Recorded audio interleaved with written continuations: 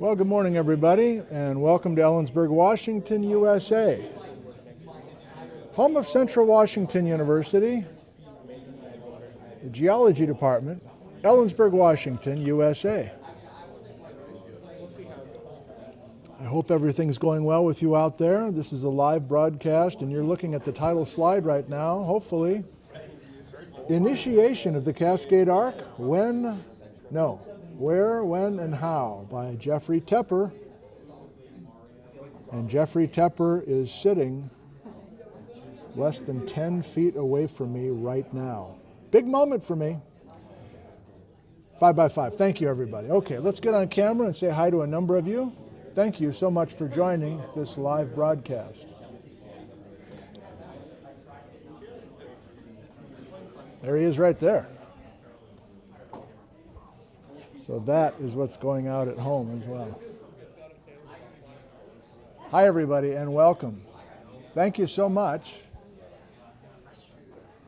We're approaching 100 live viewers, and yes, if you're watching this in replay, it's going to be about 10 minutes, maybe a little more before we start the program. You can fast forward to the next little chapter title break, and we'll get to the beginning there. Where are you viewing from today? Are we still doing okay with the technology? Chris Crane is watching from home. Hello, Chris. I'm thirsty. Can you get me a water? I guess you can't. Whoops, I guess I'll have to get it myself. Pat the pilot is here. He's in the room. Ulf is from Sweden. Lynn from Tennessee. Lindsay Malone. Marion, Virginia. Pittsburgh, Pennsylvania. Adele in Disco Park. Hello, Adele. Doug's in Milwaukee, Oregon. Weblink, Wisconsin. Oh, there's a bunch of you here. We're scrolling quickly here. Let me go back. Love it. Carrollton, Texas. Battleground, Washington. Tucson, Arizona, where it's beautiful today. Kevin is in the Netherlands. Brian's in Worcester, UK. What up, homie? Brian is back in Worcester. Ben is in the Netherlands. He lives in the town called Schiedam.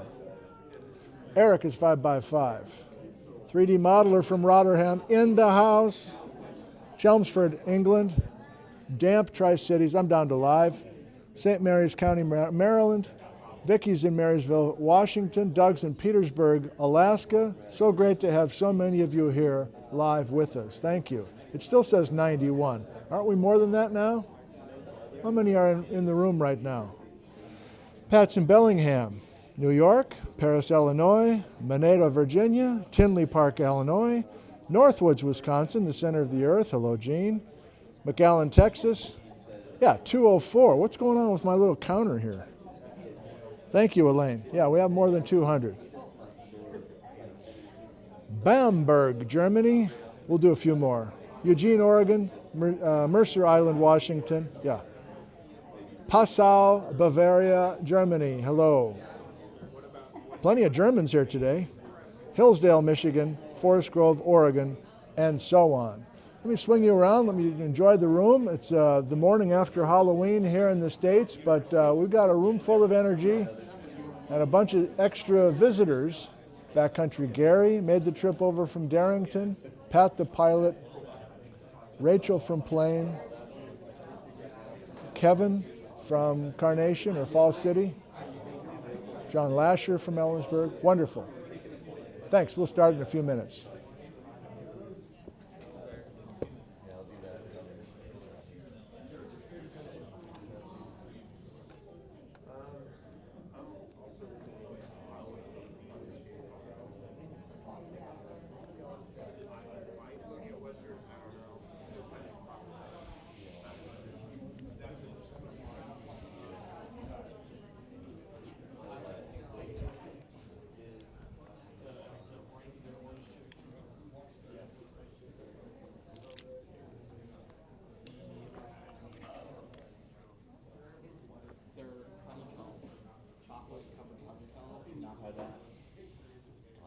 Hello, Mr. Zentner. How's it going? Good, how are you? Good to see you. You going to stick around for the lecture today? Nice. Christopher! every other Sunday, Monday or something. And so they'll buy me like 3 bags. Wait, Nick, I say hello. I'm just soaking in the fact that you're here. Yeah, I know. Surprisingly, I'm surprised I'm awake. How's it going, guys? I heard you kicked Dakota out of your office. Big you? He was upset. He was yelling about it. Yeah. Please try and get by you. Sorry, I'm gonna pass by you. Thanks. Yes.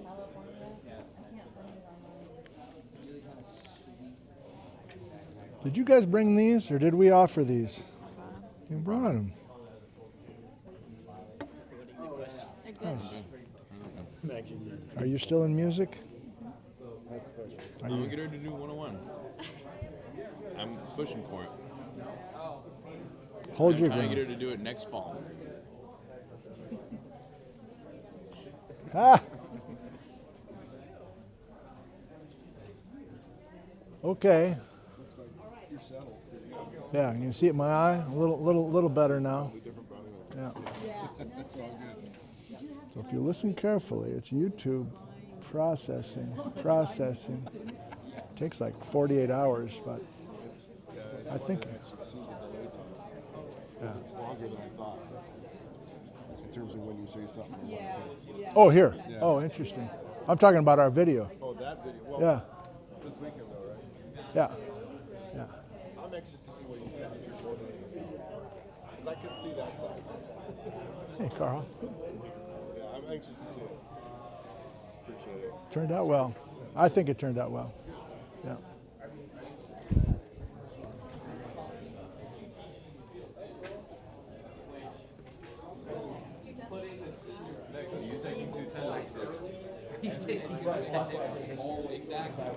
Are you? Is it gonna be you and Jordan next year? Oh.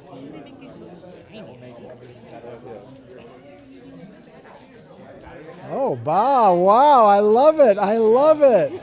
Who had the idea? Like, let's do the front row. Oh, me. That was Good. I think it was more collaborative. It was you.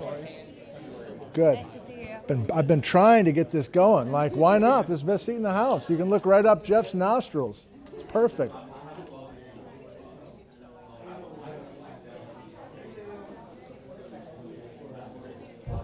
Five-minute warning. Check. Boards. Okay. Yeah. So are you doing something now? It is live streaming kind of the room. Oh, this thing here, right? And they can hear me, and we're about to. In fact, let's do that now. So we're just going to chit chat, and this is a hot mic right now. Okay. So whatever you say is they can hear. Out to the world.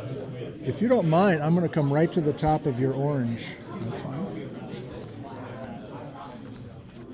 Because I want it to be right under your All right. chin. Is that Yeah. audible? Can you tell? Well, I will. Well, this is better than the one we had in the field where I knocked it off my belt. Yeah, you're the guy that always goes crazy with your hammer, and before you know it, the mic isn't working anymore. I think it was just my arm, not the hammer, but either way, yes, something went wrong. Viewers, I'm talking to Jeff right now. Is Jeff 5x5? We're testing his microphone, please. And can you remind me, what does 5x5 mean? Loud and clear. Oh, okay. I had viewers long All right. ago tell me about that. So there's always a bit of a delay in the comment. Okay, Oh, both 5x5. Very good. Thank you. All right. So yeah, you're typically a soft-spoken guy, but you'll hear the Right. booming, and so you'll be able to adjust just beautifully. Okay, And you won't yep. have to talk much different. Okay, sounds good. Yeah, that's a new wrinkle, and I'm going to struggle with it in the next couple minutes, and then Wait, what's the new wrinkle? that speaker over there. So we used to have Jameer, small speaker, whispering, and like they Okay. can't hear you. So we finally went to that, but then it's the part about it's basically I quiet the room down and finally plug it in, and Okay. So do you lecture in here, right? Yeah, but I don't use that. I just You screen. just, yeah, okay. Because I've lectured in rooms this big, and I don't usually Yeah. have technology. But Well, I you've- think for a, You've got experience projecting. but and all I that. know I trail off sometimes at the end of sentences, Okay. so this will be good. Okay. A little quiet. Well, he's not on stage yet. Come on. Come on. Jeff's a little soft. Well, Jeff, did you know you're a little soft? Somebody had. This is an intervention. Did you know you're getting a little soft? I don't know how to respond to that. Once Jeff gets rolling, he's going to be great. All right, well, you'll tell me if somebody puts something up on the screen that says you're too soft. You know I won't, because there's so many different kinds of reports that Oh, I've all right. learned to kind of just wait and hear. If everybody's Okay. saying the same thing, I'll All right. But no, it'll Okay. be fine. It'll be fine. Yeah, looking for. Oh, good Lord. What is happening?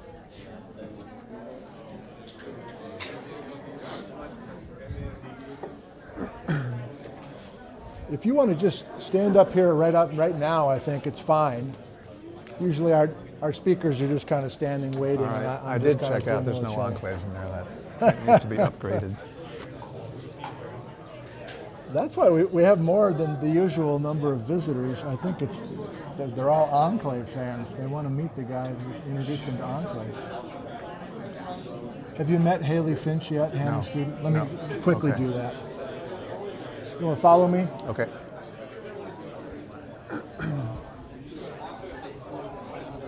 Hey, Hey, Chris. good. You? Good to see you. Thanks for coming. Excuse me, Mr. Lasher. Good morning. Morning, how are you? I'm doing well. Can I introduce Hi, you? nice to meet you. Haley Finch, Jeff Tepper.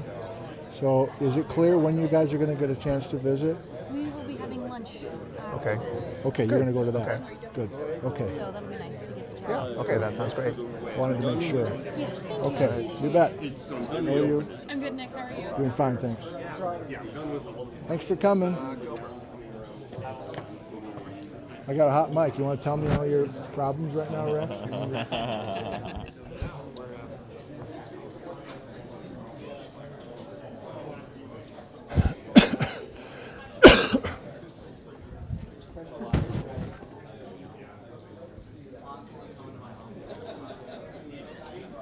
Does this pick up like rubbing sounds if it's against my neck or something? No. Mm-mm. Okay. No.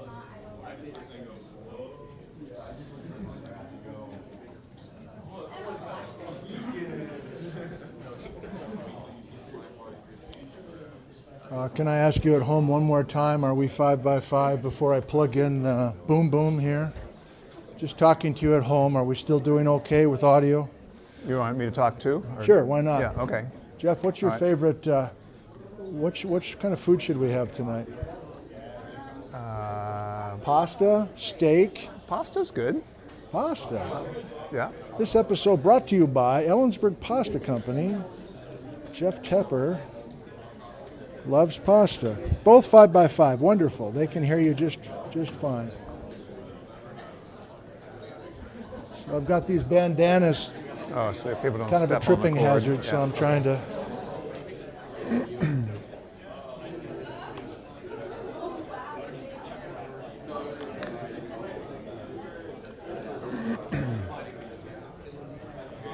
All right.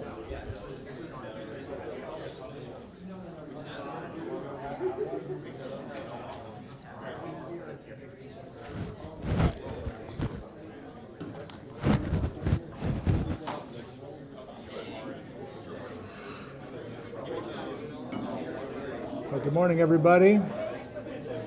Hello, everybody. Checking the audio here. How we doing? Am I being amplified? Yes? If I go a little more, that's maybe too much feedback right in there.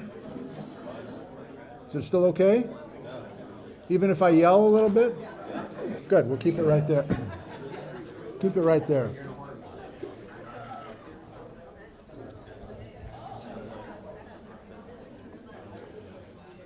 Well, good afternoon, everybody, and welcome. Thank you so much for coming today. We are starting. This is a continual series of Friday talks. We took last Friday off, and here we are today, the first day of November.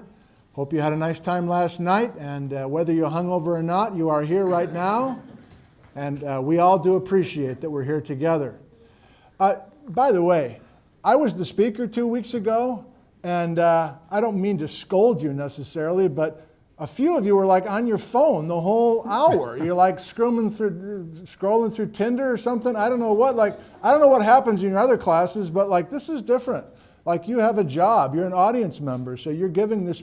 It could be I just suck as a speaker. That's one option. But the other option is, let's commit to this whole thing. And your job is to put a nice, pleasant smile on your face, and bonus points to put a little nod or two in there when you like something. Okay? So most of you get that assignment, but a few of you don't, so just letting you know. Wonderful. Quick scheduling remark, and then I'll introduce our speaker, and we'll be up and running. And of course, we'll have time for question and answer at the end. So thank you so much for coming. Next Friday, no talk. It's Veterans Day weekend. I think we don't have classes on the Monday, but still, we assume most people will be out of town by Friday at noon next week. So no talk next Friday.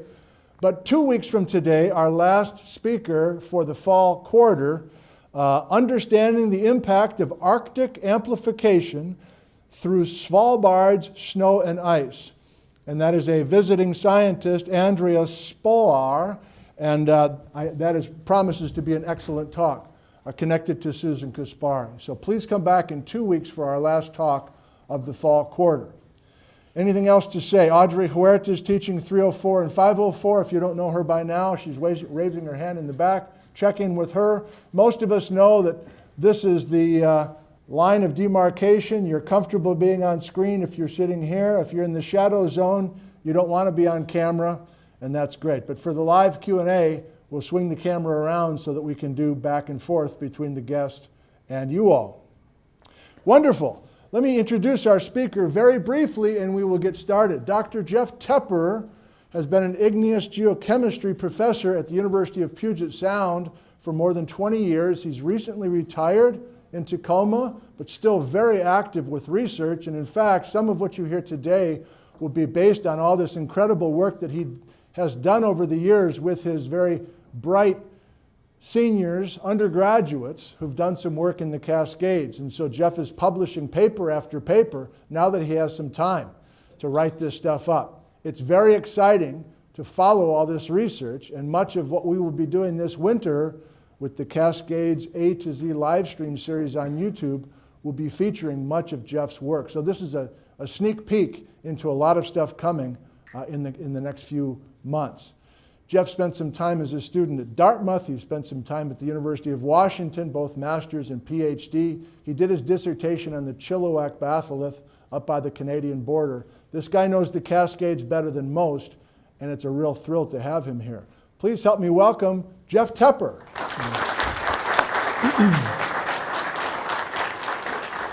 Well, thank you, Nick. It's always a pleasure to be here.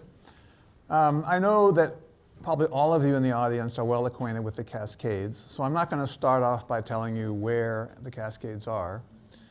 But I think if we were to poll a broader geological community around the world and ask them, what is a geologic feature of the Pacific Northwest, the first thing that would pop into their head is a volcano. So what I'm going to talk about today is the initiation of that chain of volcanoes, and specifically, when did it happen, where did it happen, and how did it happen? I'm the only person speaking here today, but like most projects, there were a lot of other people who contributed along the way, so I just want to briefly acknowledge them.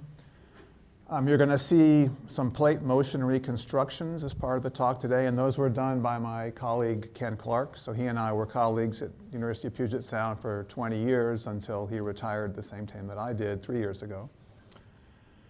As Nick mentioned, a lot of the field work and chemistry that was part of this project was done by students at UPS. So initially, these were class projects. So Geology 304 was the advanced igneous petrology course. So we would study a different rock unit each time. And then some students chose to follow the class project by doing a thesis. So I've listed some students here whose projects related to early Cascade volcanism. My wife is also a geologist, and so she likes to help me in the field. And even though one time I got the car high-centered and took a long time to dig it out with a rock hammer, she still comes out in the field. And this was supported by in-house funding, mostly from the University of Puget Sound. That's what funded the students to do their work over the summer, and it also supported some of the analytical work. All right, so in this slide, I've color-coded rocks of the Cascades based on their age. So in red, those are the Quaternary rocks. So those are rocks that are less than 2 million years old. And then in blue, these are the oldest rocks in the Cascades, and we're going to be talking about those in a little while. And then in pumpkin, whatever that other color is, those are rocks that are the in-between. So they're more than 2 million years old, but max out about somewhere like 38. Most of the time when someone talks about the Cascades, they're referring to the rocks in red here. And they're thinking about the volcanoes that extend from Mount Baker up here by the border down to Mount Lassen here in Northern California. But those rocks, both in terms of age and in terms of volume, are really just a small part of the overall Cascade story. So if we want to think about the arc as a whole, it extends from a silver throne, which is a caldera complex poking up out of the ice fields in British Columbia, all the way down to some arc rocks that, in a part of the arc that's no longer active in Central California. So the total length of the arc is something like 1,600 kilometers. It's like 60% longer than what we usually think of if we just think about Mount Baker to Mount Lassen. As you all know, this volcanic activity is related to subduction of the Juan de Fuca plate off the coast. This is the youngest continental arc in the world. And because the ocean crust that's being subducted is relatively young, it's still hot, and that makes this the hottest subduction zone in the world. So that's not really going to be part of this talk, but it's an interesting attribute of the Cascades.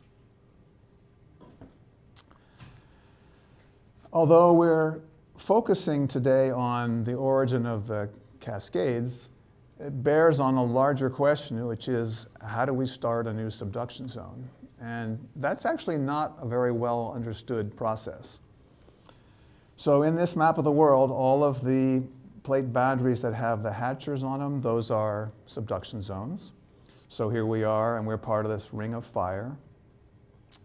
All of those subduction zones are less than 200 million years old. That means all of the active subduction zones on Earth today formed in the last 4% of Earth history. So clearly, subduction zones have to be formed, and they also die. And so how they die, we understand that better. So here is a subduction zone between Africa and Europe. And in between there is the Mediterranean, which is just a little bit of what was once a much larger ocean called the Tethys Sea. And that sea is closing by subduction. Eventually, Africa will collide with Europe, and that will be the demise of that subduction zone.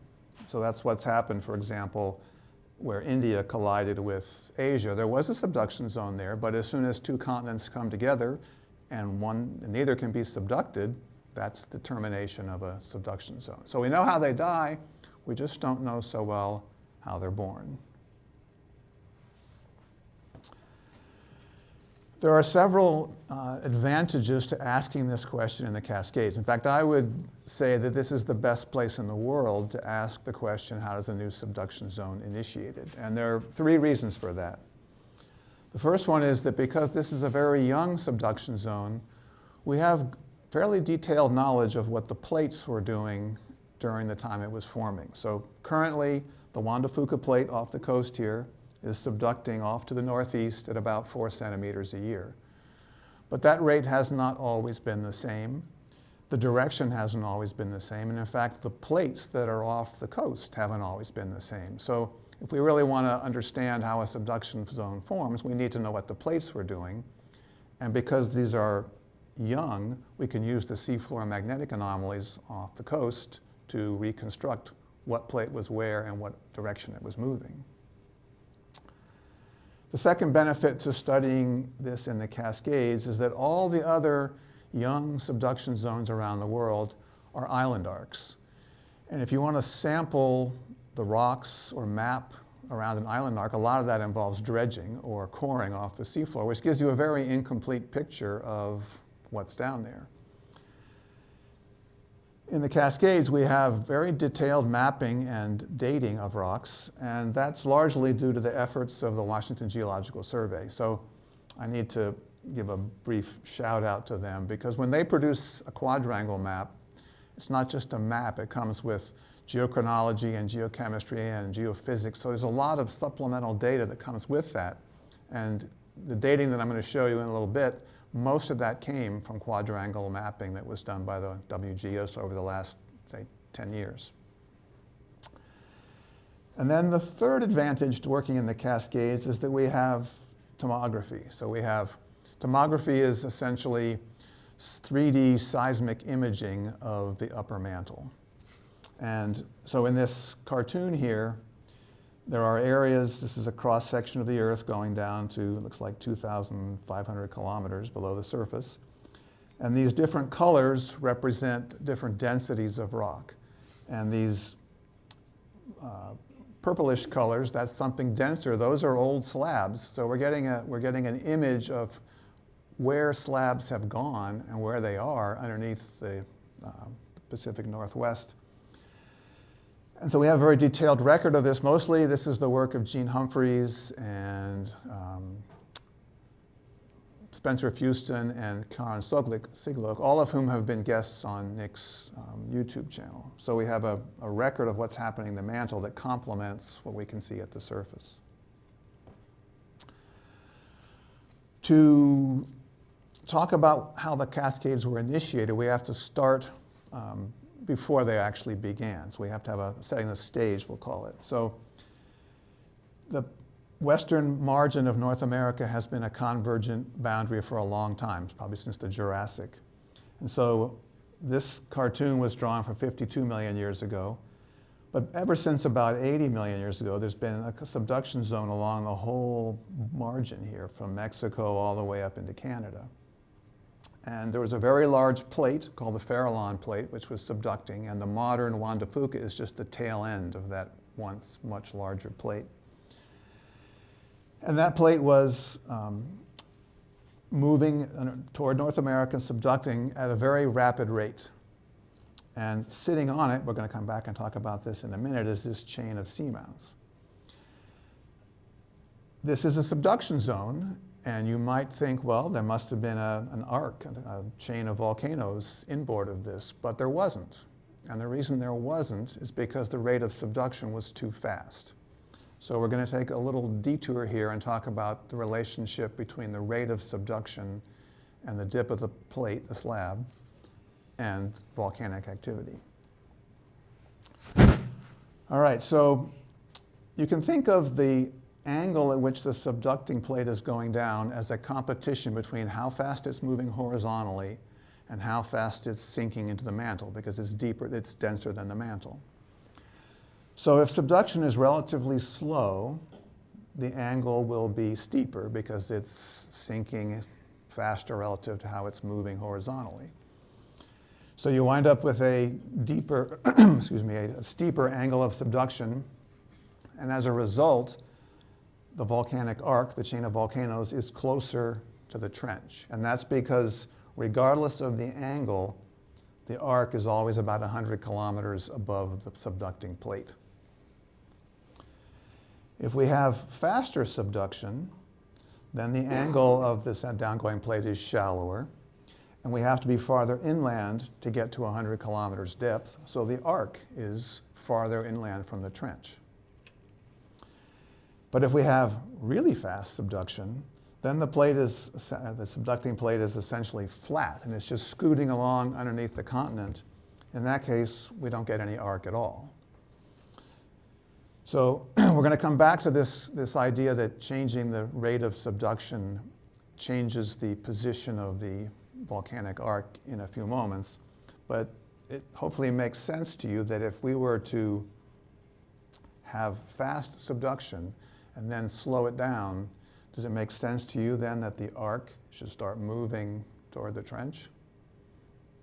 Okay, if you're good with that, Nick said just do this. Okay. All right, so let's go back to this. The feature that we want to point out is this thing that's labeled seamounts, and that's what we have now referred to as Siletzia. So it's a pile of basalt, either a plateau or a bunch of individual volcanic centers that was forming off the coast, but it was sitting on a plate that was moving toward North America. So it's being transported ever closer to the margin.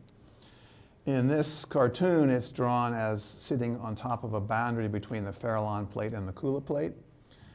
It's not totally clear which two plates were involved here, but what is clear is that it was sitting on top of a divergent plate boundary. The current consensus, I think, is that Siletzia represents a place where a mantle plume or a hot spot was rising toward the surface under a divergent boundary. So a modern day analog for this would be Iceland. So Iceland sits astride the mid-Atlantic ridge, but there's also a hot spot under there, which is why it sticks up above sea level, unlike the rest of the volcanic activity along the mid-Atlantic ridge. In the case of Siletzia, the hotspot involved is probably the Yellowstone hotspot. So if we reconstruct where the Yellowstone hotspot would have been 50 million years ago, we basically move North America, undo the last 50 million years of North American movement. Here are these three white circles represent three calculated positions of where the Yellowstone hotspot would have been. So they're calculated using different techniques, but they all agree that the Yellowstone hotspot was sitting here very close to the boundary between the Farallon plate, the Kula plate, or possibly something else, which we'll talk about later. But anyway, the point is, this little brown area here, that's Siletzia, it was forming astride the ridge, but with enhanced magmatism because there was a hot spot feeding it. The volume of Siletzia is mind-boggling. So it's something like 2 million cubic kilometers of basalt, which is an incomprehensible number. That's about 10 times the size of the Columbia River basalts. Or the other way you could think of this is if you took that 2 million kilometers of basalt and distributed it uniformly over the lower 48 states, it would be 250 meters thick. And the Space Needle is only 200. So the first time I did this calculation, I thought, all right, you just made a mistake. But I kept doing it, and then I looked at it. No, it's not that hard to do the math, and it was right. So it's an enormous volume of basalt erupted in a very short span of time, like 6 million years, and that's part of the evidence that this is a hot spot or a plume head feeding it, not an ordinary mid-ocean ridge spreading scenario. For us, the reason we care about this is that this big pile of basalt was too hot and thick and buoyant to be subducted. So it's moving toward the margin, but it's going to have an indigestion issue. So my colleague Ken, who did the plate motion reconstructions, is also really a talented graphic artist. So he drew this cartoon to represent what happened when Siletzia arrived. It was too buoyant to subduct, so it collided, and the downgoing Farallon plate then that it was riding on broke off. So subduction was terminated, and the slab broke off. Okay, so we said earlier that if you have rapid subduction and you suddenly stop it, the plate should start to roll back. And that's what we see happening under Washington. So so this map shows northeastern Washington. The units in a sort of mauve-ish color are Eocene plutonic rocks. So they're, and then the red dots represent dates of samples that we dated. And so beginning about in northeastern Idaho, about 52 million years ago, there's a southwestward decrease in age of these rocks, which represents the Farallon plate that had stopped subducting is now rolling back toward the southwest. That's accompanied by a lot of other extensional faulting and things. So this whole episode of magmatism sweeping to the southwest is called the Chalice event. And it extended from about 52 to about 46 million years ago. The other piece of evidence we have that the Farallon plate broke off after Silesia was accreted comes from tomography. So there's a feature in the upper mantle underneath Idaho that is referred to as the slab curtain. It's this vertical, dense structure that extends down to about 600 kilometers.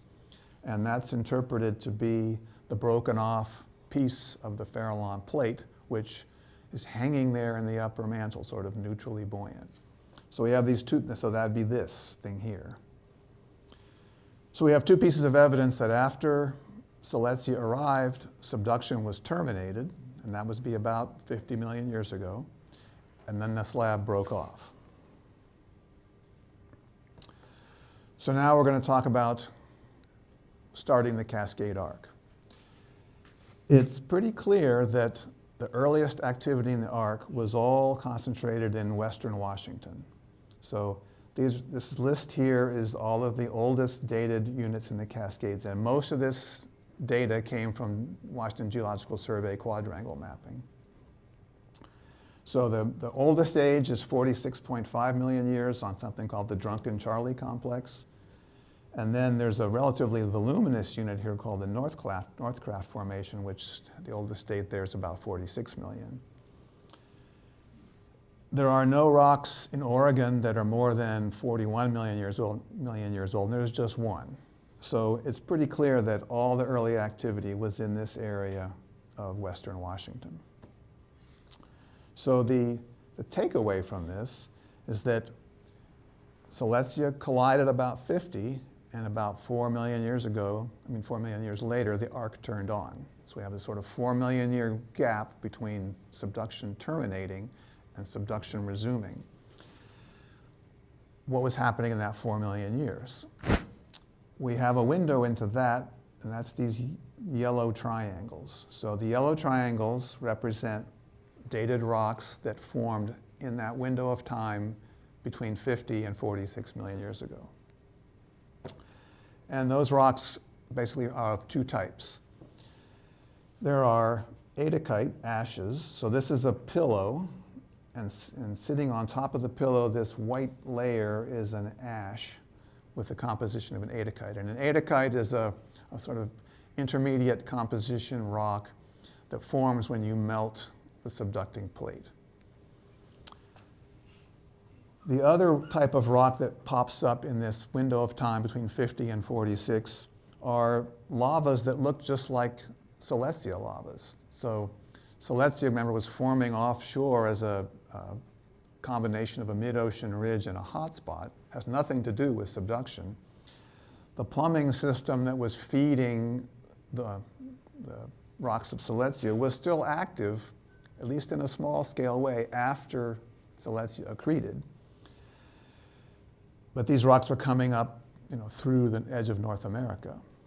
So what both of these rocks tell us is that there was no plate down there at the time, or we're seeing the edge of the plate, which is being melted to make the adachites. So Silesia arrived, plate broke off, then there's no plate for a while, and then subduction starts up. All right, here's the traditional explanation for how subduction started again. So this would be Silesia sitting out here. This would be North America over here. Silesia is riding along on the Farallon plate. It collides. Subduction, the Silesia can't go any farther, but the push of the plate behind Silesia keeps going, which causes it to break off, and then we restore subduction outboard with a new trench that's outboard of Silesia. So for us, that'd be outboard of the Olympics. Okay. There are some problems with this, and I'll walk you through a couple of them. The first one is that, so remember, Silesia was sitting on top of a divergent plate boundary. So the crust that it was sitting on was fairly young. And oceanic crust that's less than 10 million years old is buoyant and not subductible. Now, there are places around the world where crust less than 10 million years is being subducted, but they're all places where that's attached to something which is already subducting, and it's being pulled by slab pull. So that's fine, but you cannot initiate a new subduction zone using oceanic lithosphere that's less than 10 million years old because it's too buoyant. So that's problem number one. Problem number two is that we have a 4 million year window in which to restart the subduction zone, and that's not enough time for the plate to get where it needs to go. The distance from the trench to the arc is about 300 kilometers. And remember, the plate has to get to be about 100 kilometers down before you're going to have arc magmatism start. So the hypotenuse here is the distance that the plate needs to move. That's about 320 kilometers, and that can't happen in 4 million years. So we don't have time to start the subduction zone by the traditional model, and the crust was too hot. All right, there are a variety of other ideas that have been proposed for starting a subduction zone. These are not targeted toward Cascadia, but they're just models that have been proposed in general. And they get divided into two groups, induced or spontaneous. So induced are processes that are being driven by plate motions. And spontaneous ones are going to be ones that are driven by density differences, basically the crust or the lithosphere wanting to sink into the mantle. This first model, called transference, that's the one we just talked about. So this would be Silesia. This would be North America. Silesia collides, it becomes this, and then the subduction zone jumps to be outboard. So that's the one I just said, I don't think that works. Another option that is observed, but doesn't work in the Cascades, is to have a reversal of polarity of the subducting plate. So in this case, here comes a piece of continental crust. The trench is going this way. They collide. This arc becomes attached to North America, or attached to the continent, and we start a new subduction zone with the opposite direction. But we know that's not true in the Cascades. In spontaneous, we could have situations like this passive margin collapse where presumably at some point in time, that oceanic crust has gotten old enough and dense enough that it's denser than the mantle, and it just starts spontaneously subducting. You could imagine this maybe is the long-term fate for the east coast of the US, because it's currently a passive margin. The Atlantic Ocean isn't old enough yet to have 200 million year old crust at the outer edges, but maybe in 100 million years plus, that'll happen.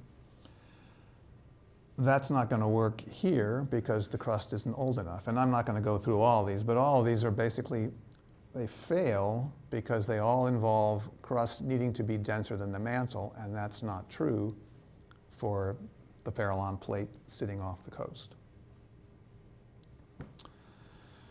So the model that Ken and I have proposed is that we're not going to start a new subduction zone. We're going to take an existing subduction zone and allow it to propagate northward up the margin.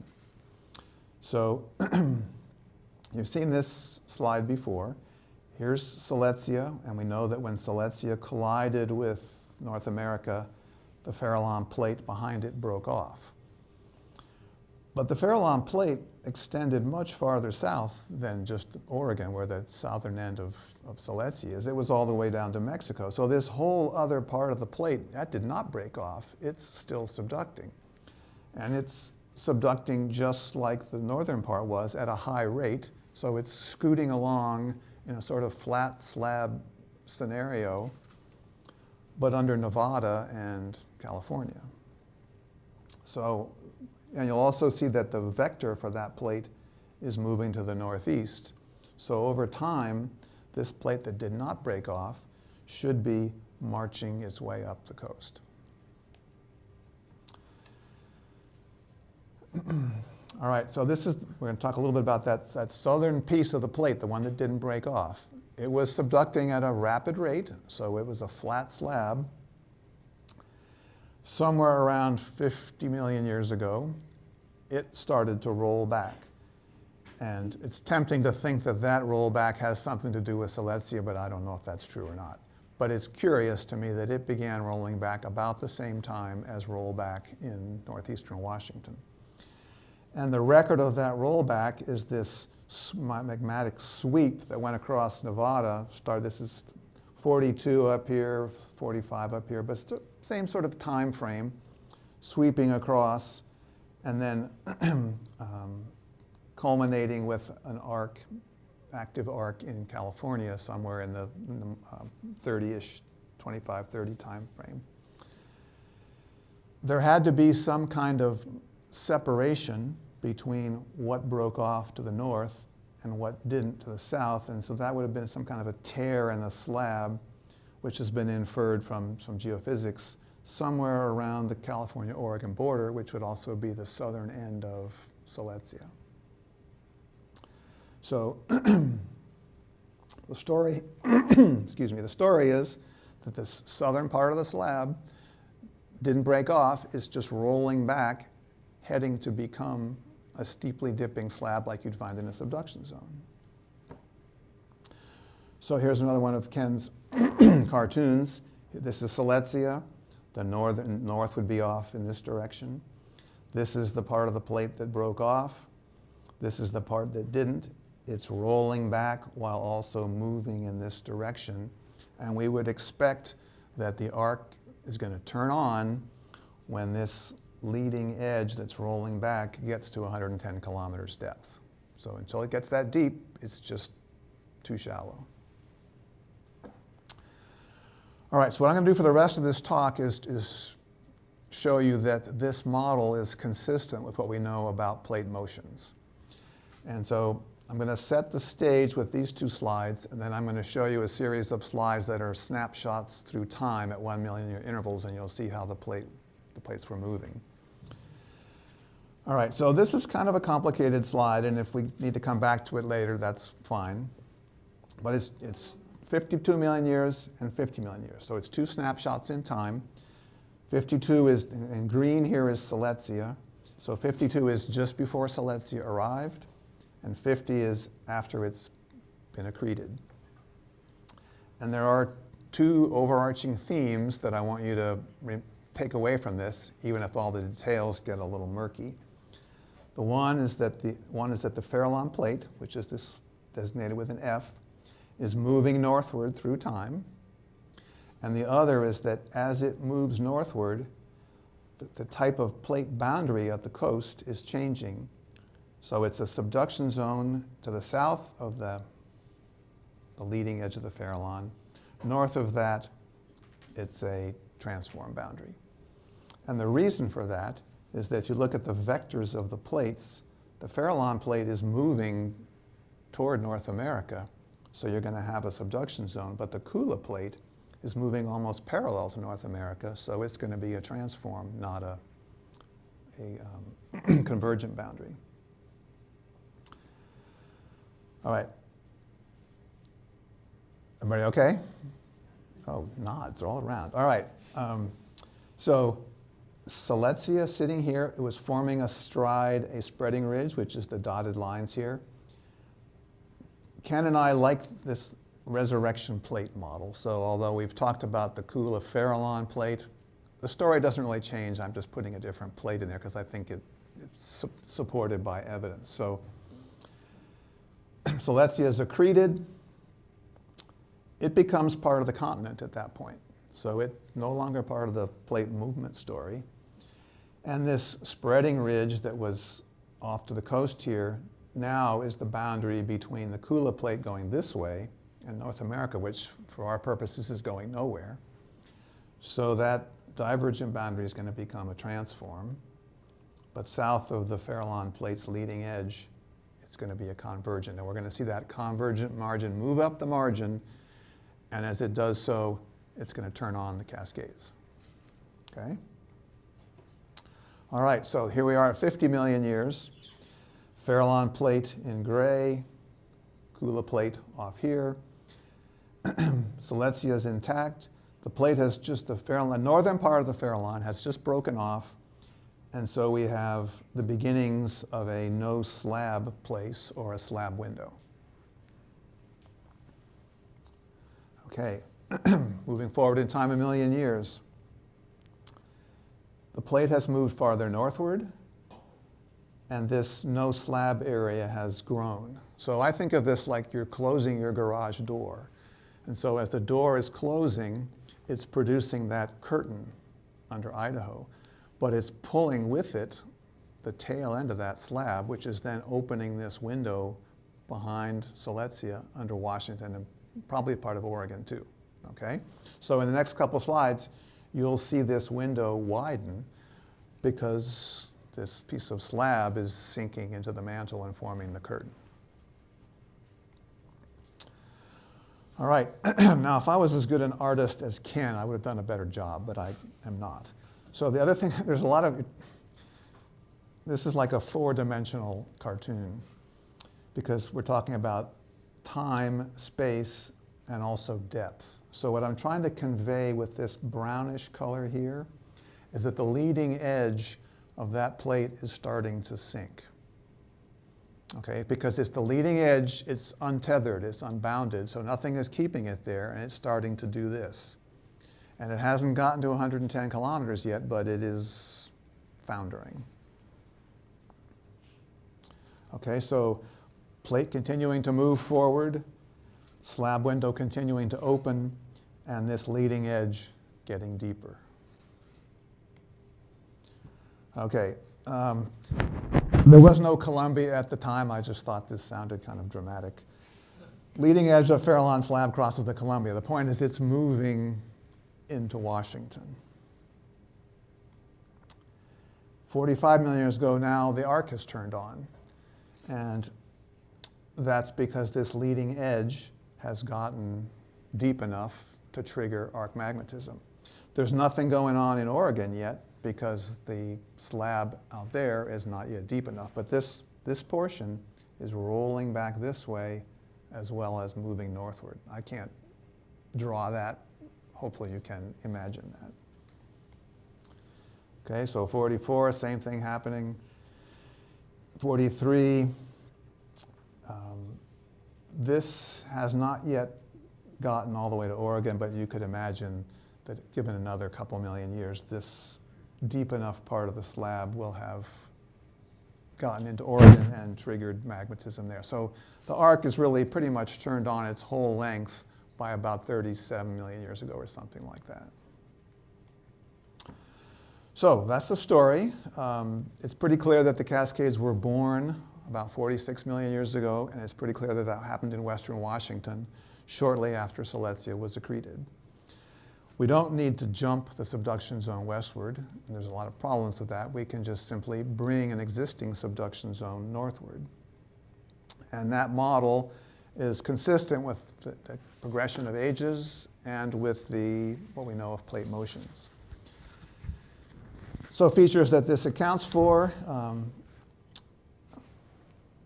don't know why it cut off part of it accounts for subduction where the slab is young. So we have this problem with the slab being too young to spontaneously subduct. That is addressed. It also explains how we could reinitiate magnetism relatively quickly after the previous slab broke off, and why the arc turned on in the middle, not at one of the ends. Another thing I would just add is that I don't know if this applies to any other arcs around the world, but what is appealing is that it does not require breaking of the lithosphere, which is a mechanically difficult task. So if we can avoid that, life is easier. And with that, I'm happy to answer any questions.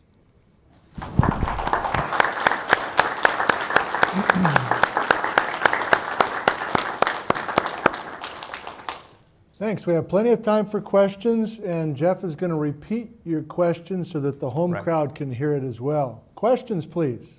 Yes. So, excuse me, what material was filling the window before the slab arrived, and what effect might that have had on the surface? So as the slab moves What's out of the the way, question? oh, So- question was, as the slab window opens, what material is filling that void space? So as the plate moves out of the way, asthenosphere just comes up. So you would expect to see at the surface potentially enhanced volcanism, not subduction style volcanism necessarily, but melting of the crust, for example, or something like that. The best analogy, I guess, or the insight we could get into that is to look at what happened when the plate foundered in eastern Washington. So in both cases, in one case the plate's moving out of the way this way, the other case is moving out of the way this way, but in both cases you have a asthenosphere taking the place of what was the subducting plate. And in eastern Washington that triggered crustal melting and extension. Is that related to the flood basalts? No, this is 30 million years before that. Thank you. Sure? Yes? How would you know that 10 million years isn't enough time for oceanic? Okay, so that's a good question. How would we know that 10 million years is not enough time for a plate to cool to the point where it's dense enough? And I got that from the literature, so that's a calculated value. And I don't know how you would do that calculation, but you could calculate fairly well the temperature of the lithosphere as a function of time. So that would be well known. And if you know its temperature, you would know its density.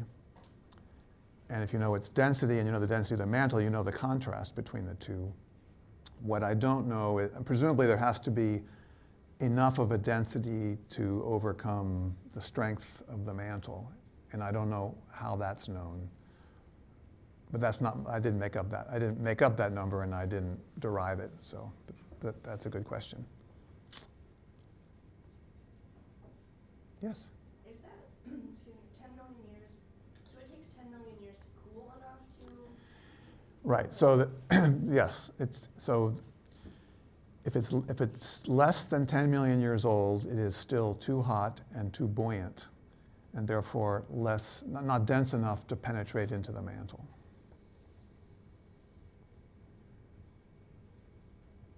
Yes? What's the mechanism for the slab curtain still sitting there? It's been sitting there for what, 40? Right, that's a great question. Okay, the question was, why is that curtain still hanging there? And the answer that Gene Humphreys would give, so it's his work that he and his student, is that if you have partially melted that part of the mantle, so that was ocean crust or ocean lithosphere before it became the curtain. And if you have extracted basalt from that, by extracting the basalt, you have lowered the density. Because you can tell me if we're going too far down the road here, but the basalt will always be more iron-rich than the mantle that's left behind. And the mantle that's left behind will be more magnesium-rich, and magnesium is less dense than iron. So the more you melt the mantle, the less dense that residual material is. So it's becoming more felsic, and it's not just related to It's not really felsic, it's still peridotite. But it's less dense because it's depleted peridotite. It's had melt taken out of it. Because not totally temperature dependent. Correct. So what apparently when you extract the melt, you're making basalt. And if you had basalt down there, it would be eclogite, which is a very dense basaltic composition, but mineralogically different because it's under high pressure. Presumably that basaltic part of the lithosphere has detached and left, leaving behind the mantle, not the crustal part, but the mantle part of the lithosphere, which is neutrally buoyant. Yes, Nick? Here's a question from Cosmic J at home watching. Why is the line of the infant volcanos at right angles to the line of the plate rollback in the cartoon? The infant volcanoes. The beginning of those volcanoes, are they at a a trend that's different than where the rollback is happening? I kind of had a similar question. It's Do you mean one of these? your last, Are you talking about- with your snapshots through time. Oh.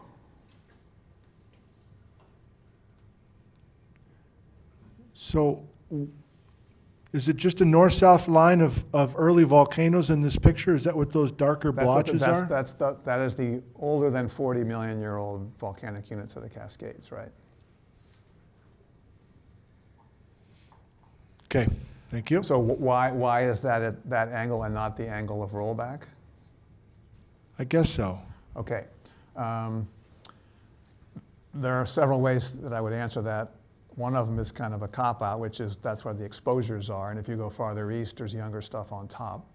But I think, I can't really draw this very well, but I envision that this has rolled back like this, so it has more the geometry of the modern subducting plate, in which case it is more parallel to the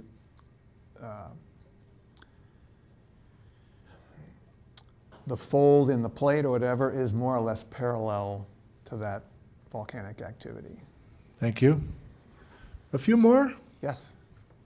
How does the Teanaway Formation of the nearby Wenatchee Range, how does that fit this model? Maybe the tie- Okay, so the question is, how does the Teanaway Formation fit into this model? So the Teanaway is about 49 or 50 million years old. In my preferred story, that's part of this break-off belt. So it's part of the stuff that erupted as the window was starting to open. And then that belt continues from something called the basalt of Summit Creek, which is down by Mount Rainier, all the way up to some things north of Darrington. And so I would propose that that's the result of a asthenosphere rising where the plate has pulled open, and you get decompression melting, and you're producing basaltic andesites and things like that. Plus some crustal melting, because a lot of these units that I attribute to break-off are bimodal. They have something mafic and they have something felsic. There's nothing in between, like andesite. And in that scenario, the basaltic stuff is melting the mantle, and the felsic stuff is hot mantle stuff melting the crust. And you get that juxtaposition of two different magmas where that's happening. Related to that, Jeff, if we go to your garage door map from 49 million years ago instead of 45, is that red area the Teanaway and other break-off belts? Yeah, the break-off belt would be in that, oops, point with my finger. The break-off belt is more or less right about here. Yeah. Yeah. And it's a very short duration thing. It's like 48 to 50. Everything happened in that window of time, and the Teanaway is in that window. Gary. So, if the subduction is kind of zippering up from south to north, why would the oldest rocks be up in Washington instead of down in Oregon? Is that So that's what I was having a hard time drawing. The question was, if the subduction, if the convergent boundary is migrating northward, why do we not see the oldest rocks down south? Why do we see them in Washington? And that's because we have this, two things are happening. The plate is moving northward, but it's also, it was a flat slab when it first began moving northward, and if it's a flat slab, you're not going to get any magmatism. So it has to be simultaneously rolling back. So this rollback is happening at the same time that the plate is moving to the north. And the arc will turn on when this, so this is the part that's moving north, when this has rolled back to be deep enough to be at 110 kilometers. And I'm suggesting that somewhere around about 45, this had rolled back so that it was somewhat parallel to the trench, and that's when things turned on. Yes? So even in the Klamath Mountains and the Wallowas, do the roots of those extend down deep enough to have an effect on your slab as it's migrating northward? That's a good question, but I would say probably not. What's the question? Oh, sorry, the question was, do the roots of the Klamath and the Wallowa Mountains cause the crust to be thicker underneath there and interfere with the motion of the plate northward? And I would say probably not, because With Gene Humphrey, that's about where his line that he's seen. right. So Gene would like a tear in the slab, and I would like the same tear he would like. Even though the slab was flat, there is still mantle in between the continental crust and the subducting Farallon plate. So I think there's just less mantle if the crust is thicker, but not enough to be a sticking point for the plate moving northward. Yes, in the far back. I'm wondering about this hotspot that is subducted. Is it playing any role, or is there any evidence of it from this time, or is it? Okay, so the question was how the hot spot interacts with the subducting plate, I guess. So the hot spot is obviously fixed, and North America is moving over it, and somehow the hot spot is now under Wyoming, and so it had to pass under the plate. And one idea is that because the plate was there, hotspot, and there's a sort of incomplete record of the movement of the hotspot across the western US. So we have all this evidence in Silesia, then we have things in the Snake River Plain. In between those two, where was it? And then there's the CRB, which some people would say, well, there's a huge volume of magma that's related to the hotspot, but it's a little too far north to be on the same track. So the idea that's been put forth is that, I guess, the plate rode over the hotspot. The hotspot caused the magmatism to be deflected to the northward until it burned a hole through there or somehow deflected it and popped up as the CRB. And I think one of the guests on Nick's YouTube show had some seismic imagery that suggested that there were holes or let's just call them burn holes through remnant plate down there. So I guess the best I can answer your question is that the hotspot had to have gone under the plate.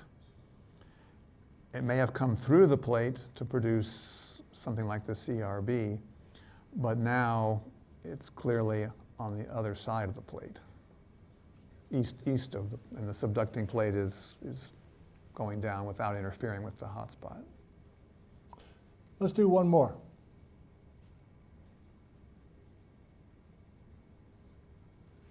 Yes.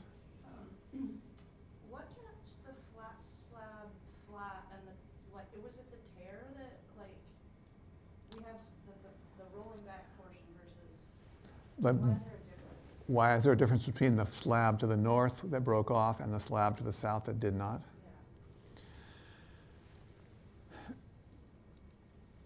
The reason it continued to subduct to the south was that the subduction was still ongoing. There was no Silesia to terminate it.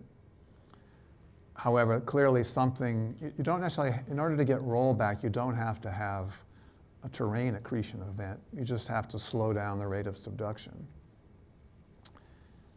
So I guess what I would say is that something that was coincident in time with Silesia arriving slowed down the subduction rate of the southern part of the Farallon slab as well, the part that's under Nevada and California.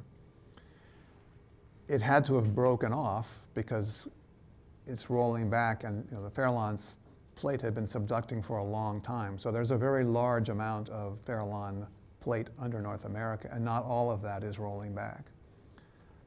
So there was some kind of a break-off event, under Colorado or something like that, and then because subduction is slower and the leading edge is not connected to anything anymore, it's untethered, it's denser, it's going to start to roll back. Did that answer? I'm kind of just wondering if that tear is like also, you know. Let's see. This would be the tear in our cartoon. And we speculated that that tear was a point of weakness because there was a transform offset there. So that all this subducted Farallon plate is going to have features in it like transforms that are inherently zones of weakness. So maybe one of those was exploited since Soletsia was sitting on a spreading ridge but had to end at some point. I know that might have made it worse, I'm not sure. No, that's great. Hey, let's thank Jeff one more time.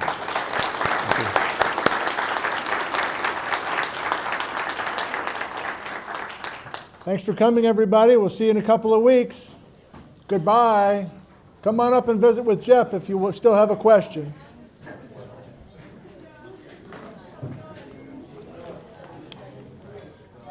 Lots of questions. That's a sign of a really good talk. Oh, good. Yeah. All right. There you go. I'm going to take this from you. And if you wouldn't mind stepping across that, I'm paranoid about people tripping. So if you can just stand across on the other side, they won't have to cross that. Yep. Thank you. Or whatever, I guess.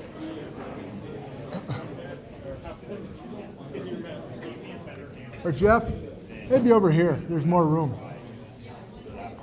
Thanks.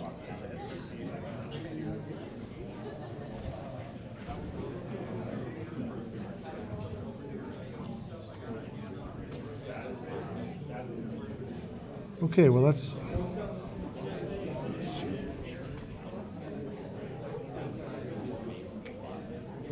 Excuse me, you guys. I know. Good question, Nick.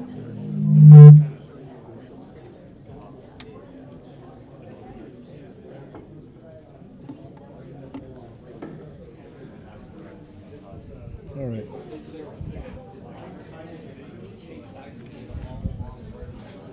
Viewers, if you're still there, I'm going to come over and say hi to you, but that orange band down in Nick. I think you can solve that for me.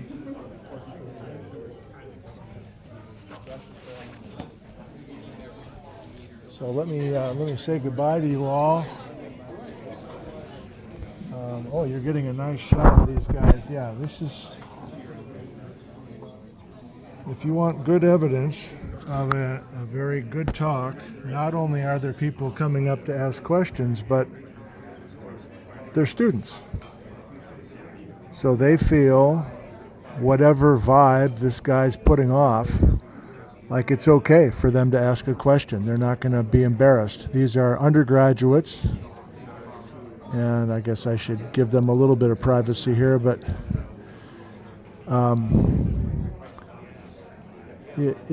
some of this is subtle.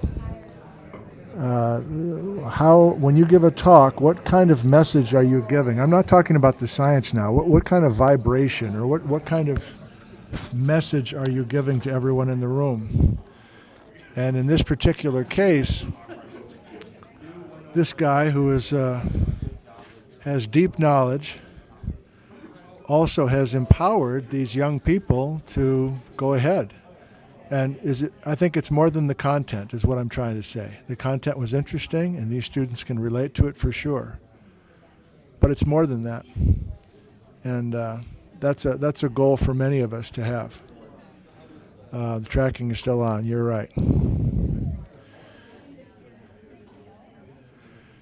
Jordan, what time are you free? 3:30?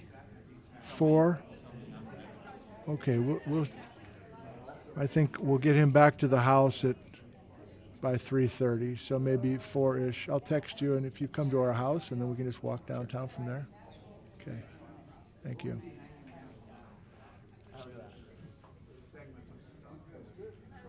Do a. You got to go right to the camera. Attaboy. Jordan Carey does not have the power. Why not? What's wrong with you, Jordan? We're gonna.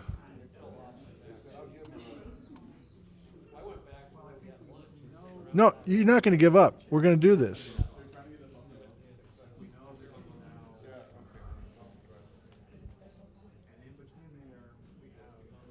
Well, the thing's broken. The balloon machine is broken.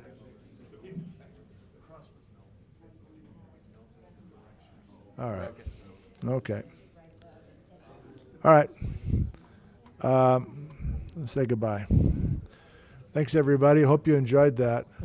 Clearly, I'm going to give you another shot. This doesn't happen that often. But I appreciate you watching live or in replay.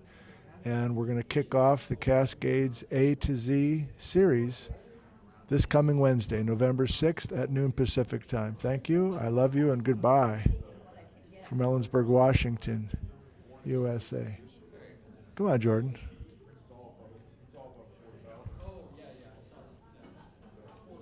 Oh, now we're giving conflicting signals. See? There we go. Very good. Goodbye. Oh, I want to do that shot again.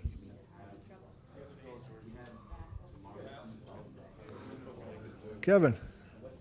Nick. Put that to one of your funds that you need some money, if you can. Thank you.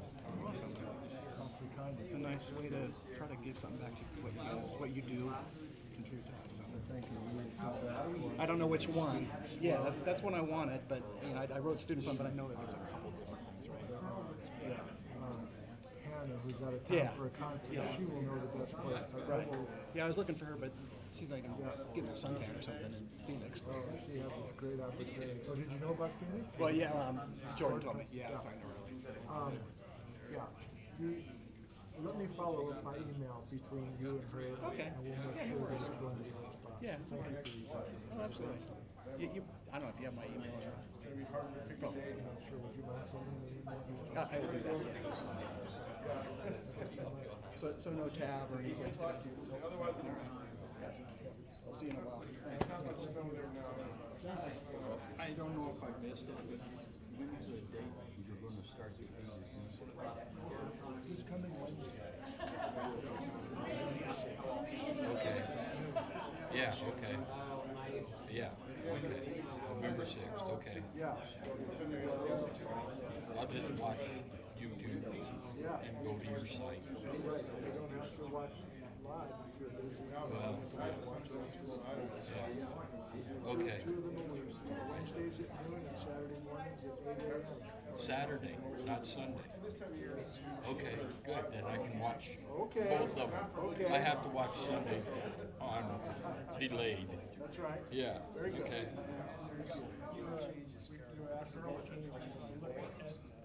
Yeah.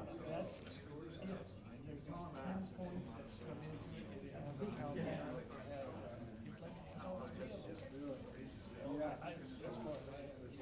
I would it's the only one downstream.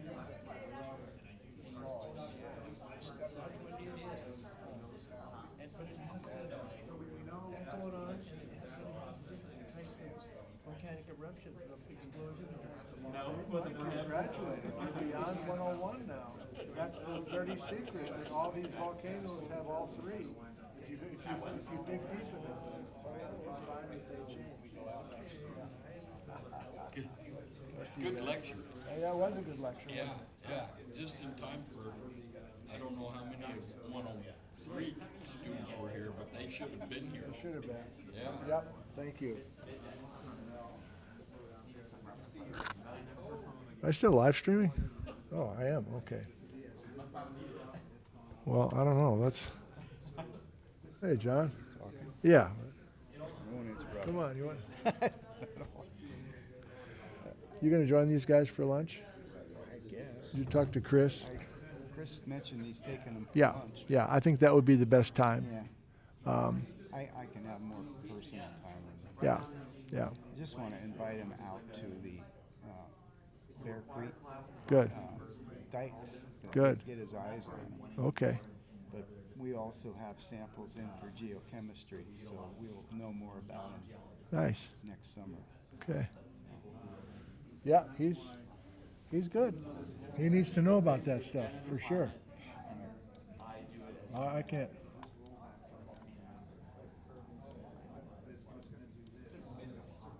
Yeah, people are interested in that, and I didn't want to bring that up. It has been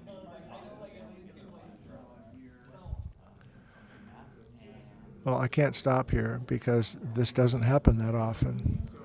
And I don't want to blow the cover, but a couple of the gals are returning students. They both had lives that they were not happy with, and they left their jobs and lives and enrolled here at the university just this fall.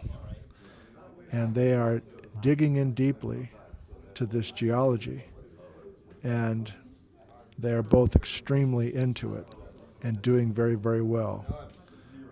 They're not 19 years old, but they're joining us and joining our scene seamlessly. And I'm just sharing that with you because they have never come up and spoken with a speaker before. And so I'm extremely happy to see this level of engagement. Okay, that's enough. I need to document this too much. Get Jeff a hot mic. No, I don't want to. That would be a violation, I think. While I'm at it, this is Jordan Carey, Pat the Pilot, Backcountry Gary, and Kevin Tice.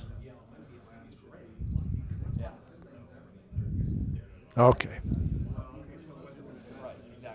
Thank you.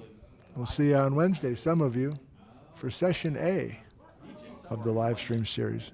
Wednesday at noon Pacific time. Thank you. Okay, we're done. Thank you. Goodbye. Nick, you want to say goodbye? Take the microphone and say goodbye to these guys. You're such a ham.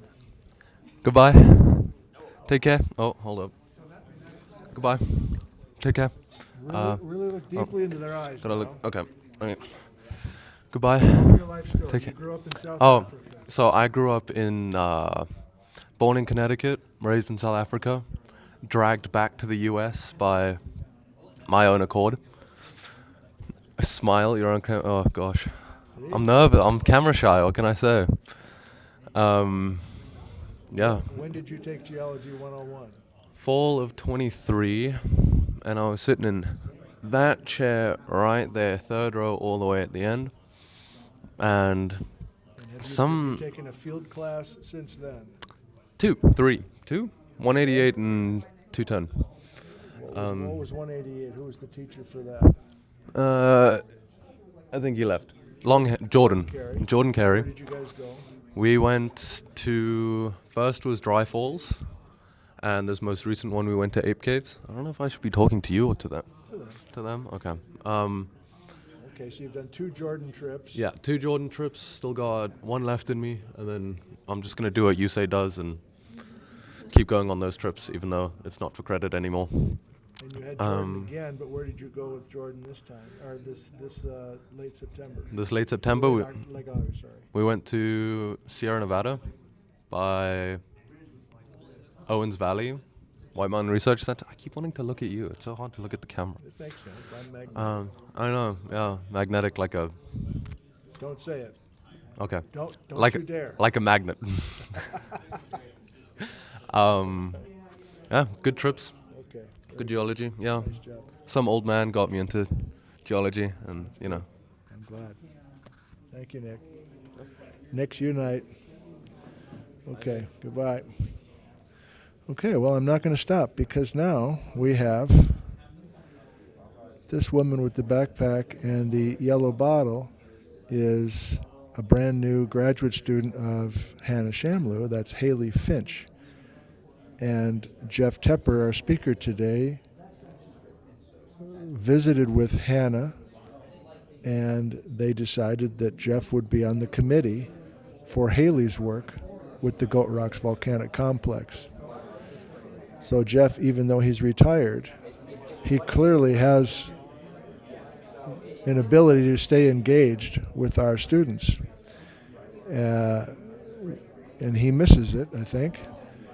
So the two women with their backs to the camera, Haley with the sweater and the green backpack, and Carla is her second-year graduate student who's been doing some critical mineral studies in northeastern Washington. So if you're still with us, I'm just trying to show you that this is an exciting place to study geology. And a picture is worth 1,000 words.